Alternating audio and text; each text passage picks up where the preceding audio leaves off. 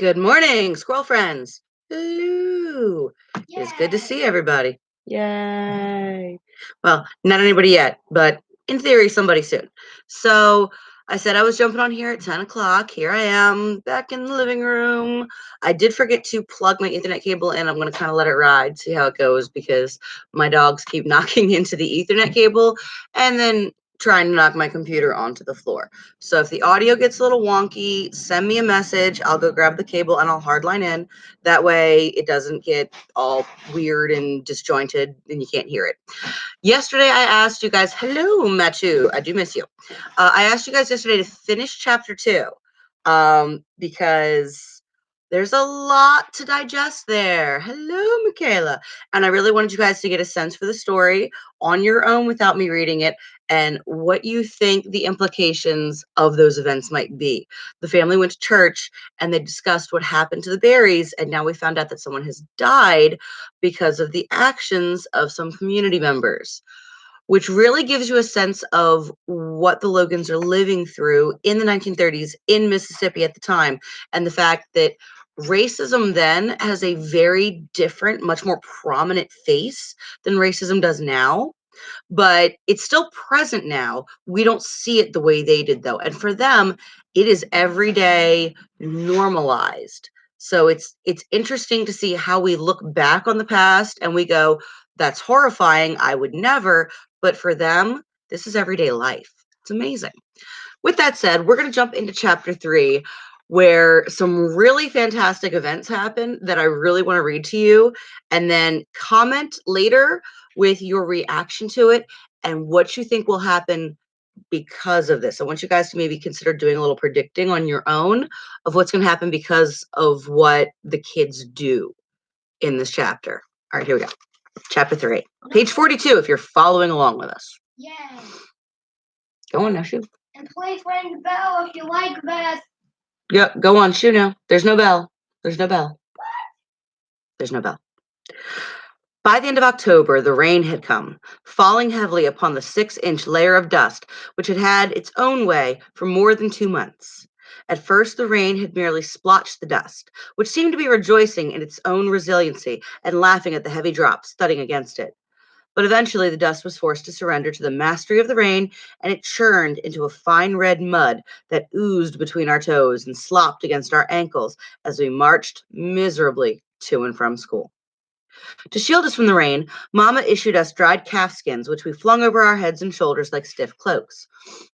We were not very fond of the skins, for once they were wet, they emitted a musty odor which seeped into our clothing and clung to our skins. We preferred to do without them. Unfortunately, Mama cared very little about what we preferred. Since we usually left for school after Mama, we solved this problem by dutifully cloaking ourselves with the skins before leaving home. As soon as we were beyond Big Ma's eagle's eyes, we threw off the cloaks and depended upon the overhanging limbs of the forest trees to keep us dry. Once at school, we donned the cloaks again and marched into our respective classrooms properly attired. If we had been faced only with the prospect of the rain soaking through our clothing each morning and evening, we could have more easily endured the journey between home and school. But as it was, we also had to worry about the Jefferson Davis school bus zooming from behind and splashing us with the murky waters of the road. I have allergies and I'm sniffly. Knowing that the bus driver liked to entertain his passengers by sending us slipping along the road to the almost inaccessible forest banks washed to a smooth baldness by the constant rains, we continuously looked over our shoulders when we were between the two crossroads so that we could reach the bank before the bus was upon us. But sometimes the rain pounded so heavily that it was all we could do to stay upright, and we did not look back as often nor listen as carefully as we should. We consequently found ourselves comical objects to cruel eyes that gave no thought to our misery. So mean. No one was more angered by this humiliation than Little Man. Although he had asked Mama after the first day of school why Jefferson Davis had 2 buses and Great Faith had none, he had never been totally satisfied by her answer. She had explained to him, as she had explained to Christopher John the year before, and to me 2 years before that the county did not provide buses for its black students. In fact, she said, the county provided very little, and much of the money which supported the black schools came from the black churches. Great Faith Church just could not afford a bus, so therefore we had to walk. This information cut deeply into little man's brain, and each day when he found his clean clothes splashed red by the school bus, he became more and more embittered until finally one day he stomped angrily into the kitchen and exploded. "They done it again, Big Ma! Just look at my clothes!" Big Ma clucked her tongue as she surveyed us. "Well, go on and get out of 'em, honey, and wash 'em out. All of y'all get out of them clothes and dry yourselves," she said, turning back to the huge iron-bellied stove to stir her stew. "But, Big Ma, it ain't fair," wailed little man. "It just ain't fair." Stacy and Christopher John left to change into their work clothes, but little man sat on the side bench looking totally dejected as he gazed at his pale blue pants crusted with mud from the knees down. Although each night Big Ma prepared a pot of hot soapy water for him to wash out his clothing, each day he arrived home looking as if his pants had not been washed in more than a month. Big Ma was not one for coddling any of us, but now she turned from the stove and, wiping her hands on her long white apron, sat down on the bench and put her arm around little man. "Now look here, baby, it ain't the end of the world. Lord, child, don't you know one day the sun'll shine again and you won't get muddy no more?" "But, Big Ma," little man protested, "if'n that old bus driver would slow down, I wouldn't get muddy." Then he frowned deeply and added, "Or if we had a bus like theirs." "Well, he don't, and you don't," Big Ma said, getting up, "so ain't no use fretting about it. One day you'll have plenty of clothes and maybe even a car of your own to ride round in, so don't you pay no mind to them ignorant white folks. You just keep on studying and get yourself a good education and you'll be all right. Now, go on and wash out your clothes and hang 'em by the fire so's I can iron 'em before I go to bed." Turning, she spied me. "Cassie, what you want, girl? Go change into your pants and hurry on back here so you can help me get this supper on the table time your mama get home." That night, when I was snug in the deep feathery bed beside Big Ma, the tat-tat of rain against the tin roof changed to a deafening roar that sounded at his words that sounded as if thousands of giant rocks were being hurled against the earth. By morning, the heavy rain had become a drizzle, but the earth was badly sodden from the night's downpour. High rivers of muddy water flowed in the deep gullies, and wide lakes shimmered on the roads. As we set out for school, the whiteness of the sun attempted to penetrate the storm clouds, but by the time we had turned north toward the second crossing, it had given up, slinking meekly behind the blackening clouds. Soon, thunder rolled across the sky, and the rain fell like hail upon our bent heads. "Ah, shoot! I sure am getting tired of this mess," complained TJ. But no one else said a word. We were listening for the bus. Although we had left home earlier than usual to cover the northern road before the bus came, we were not overly confident that we would miss it, for we had tried this strategy before.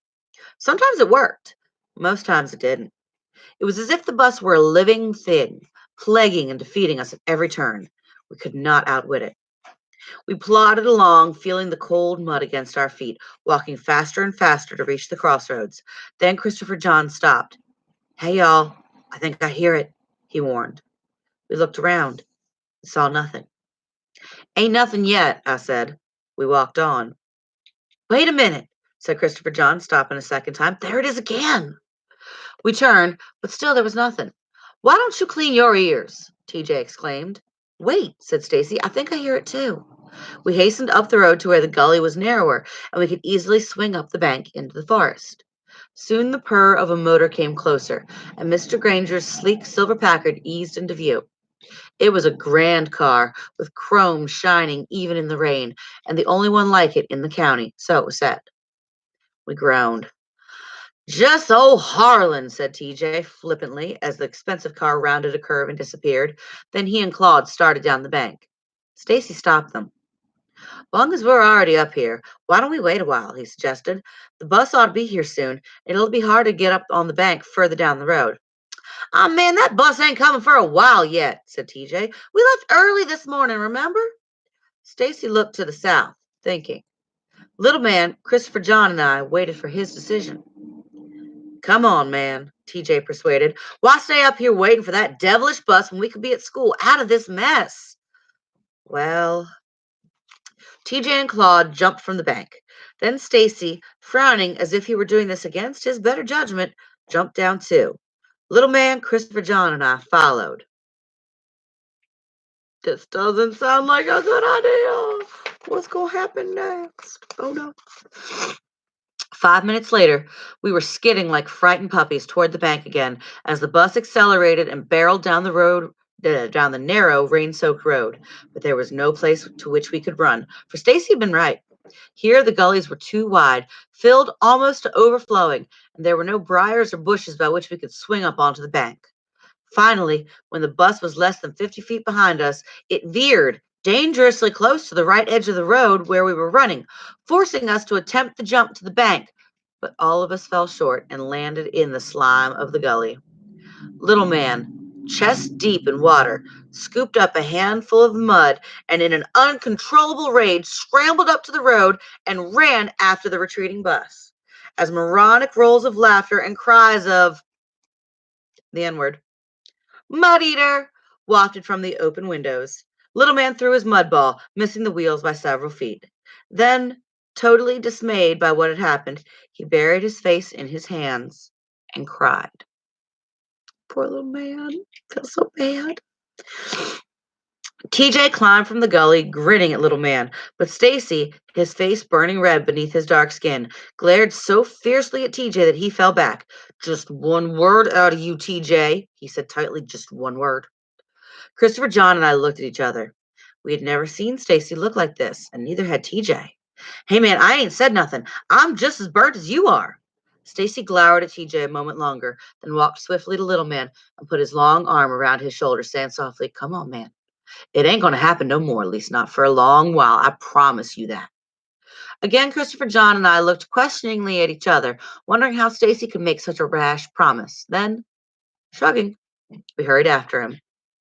When Jeremy Sims spied us from his high perch on the forest path, he ran hastily down and joined us. "Hey," he said, his face lighting into a friendly grin, but no one spoke to him. The smile faded, and noticing our mud-covered clothing, he asked, "Hey, Stacy, what happened?" Stacy turned, staring into his blue eyes, and said coldly, "Why don't you leave us alone? How come you always hang around us anyway?" Jeremy grew even more pale. "'Cause I just like y'all," he stammered. Then he whispered, "Was it the bus again?" No one answered him, and he said no more. When we reached the crossroads, he looked hopefully at us, as if we might relent and say goodbye. But we did not relent, and as I glanced back at him standing alone in the middle of the crossing, he looked as if the world itself was slung around his neck. It was only then that I realized that Jeremy never rode the bus, no matter how bad the weather. As we crossed the school lawn, Stacy beckoned Christopher John, Little Man, and me aside. "Look," he whispered, "meet me at the tool shed right at noon." "Why?" we asked. He eyed us conspiratorially. "I'll show y'all how we're going to stop that bus from splashing us." "How?" said Little Man, eager for revenge. "Don't have time to explain now. Just meet me and be on time. It's going to take us all lunch hour." You mean we ain't going to eat no lunch?" Christopher John cried in dismay. "You can miss lunch for one day," said Stacy, moving away. But Christopher John looked sourly after him, as if he greatly questioned the wisdom of a plan so drastic that it could exclude lunch. "You going to tell TJ and Claude?" I asked. Stacy shook his head. "TJ's my best friend, but he's got no stomach for this kind of thing. He talks too much, and we couldn't include Claude without TJ."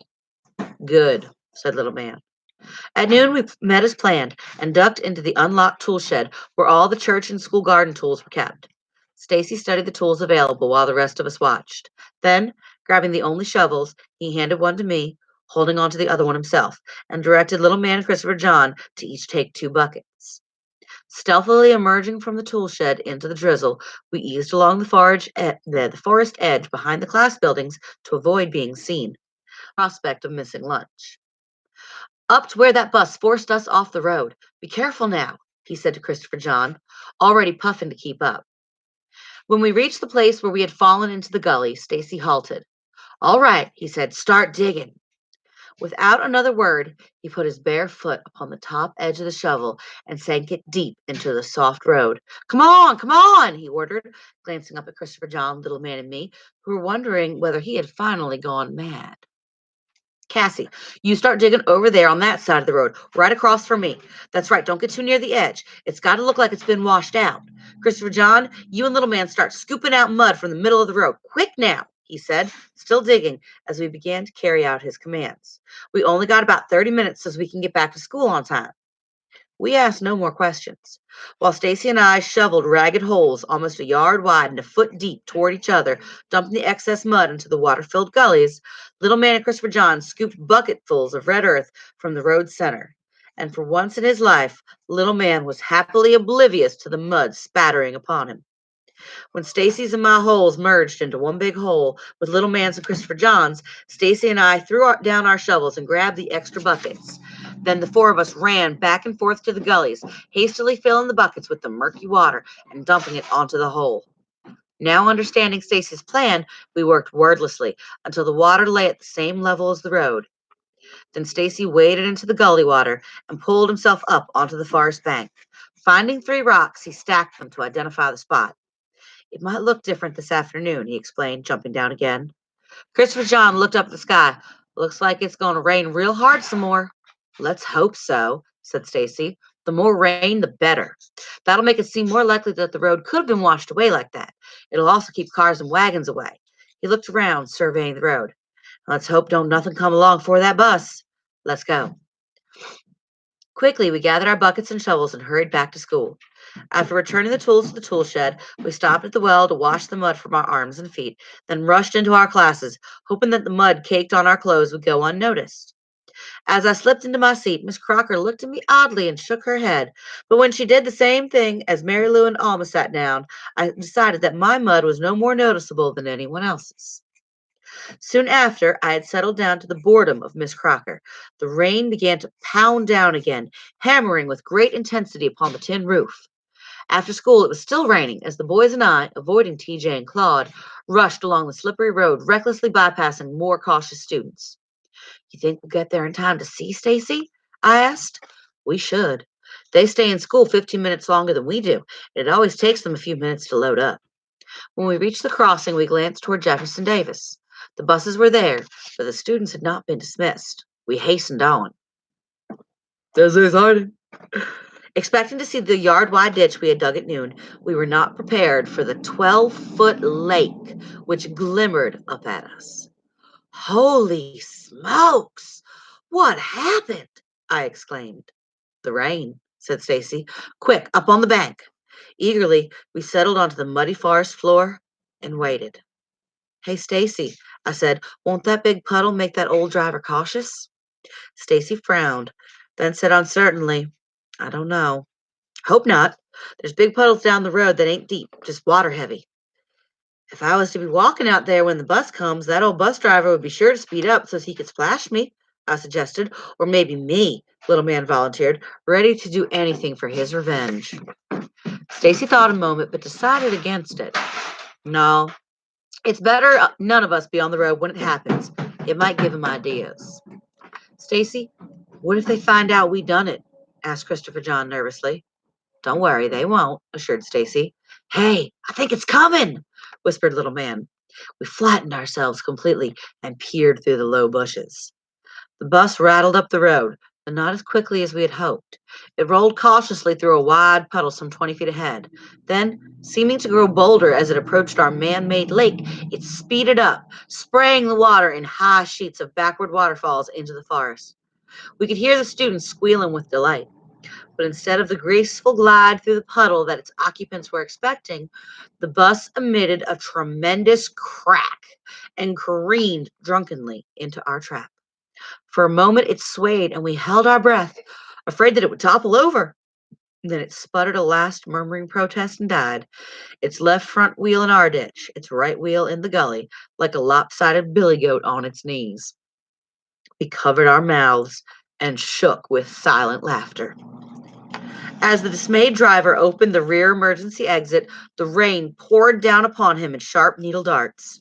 He stood in the doorway, looking down with disbelief at his sunken charge. Then, holding on to the bus, he poked one foot into the water until it was on solid ground before gingerly stepping down.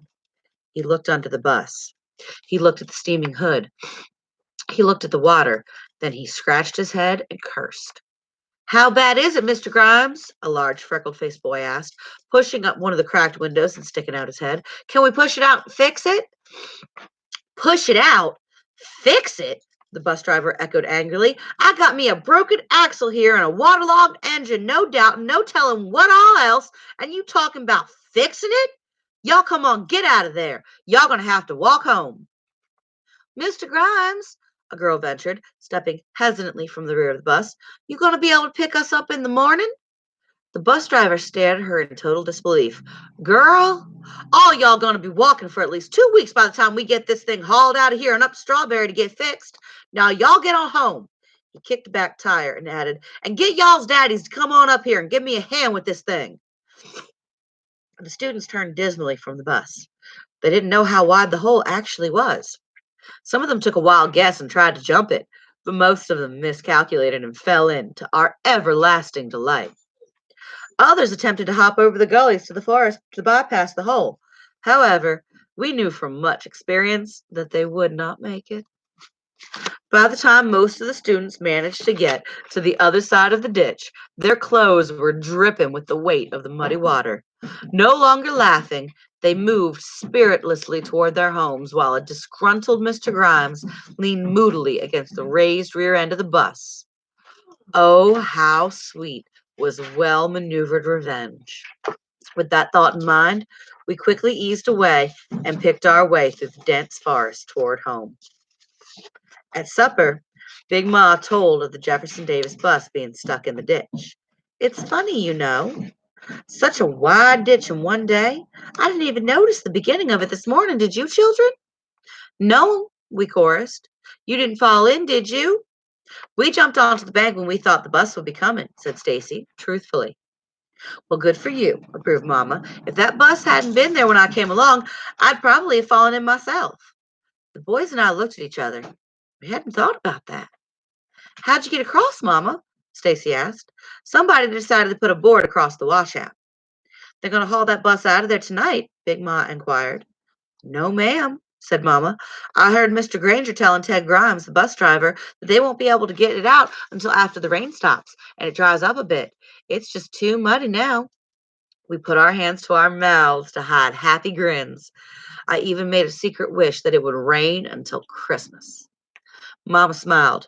"You know, I'm glad no one was hurt. Could have been too with such a deep ditch, but I'm also rather glad it happened." "Mary!" Big Ma exclaimed. "Well, I am," Mama said defiantly, smiling smugly to herself and looking very much like a young girl. "I really am." Big Ma began to grin. "You know something? I am too." Then all of us began to laugh and were deliciously happy. And I'm going to stop the chapter there because we got quite a ways to go, another 12 pages for the end. So tomorrow I will come back and go ahead and finish this with you. But do a little predicting on your own. Leave me some comments about what you think the ramifications of this are going to be. Do you think that someone's going to find out that it was the Logan children who did this? Do you think they're going to just get away with it? What do you think is going to happen with the children who don't have a bus to ride anymore? Especially Jeremy's sister, Lillian Jean, because she takes the bus every day and now she can't. And we know she comes up again later in the book. Again, Cassie's fight doesn't happen until chapter 8, so that's not terribly soon, but it is coming. And we're going to get a lot more of Lily and Jean in between then. So I will finish the rest of this chapter tomorrow with you. We're on page 57. Leave me some comments, questions that you have. I'll be back here at 11 with Witch of Blackbird Pond for the rest of my sixth graders. It's been awesome, and I'll see y'all later. Bye, guys. Ciao.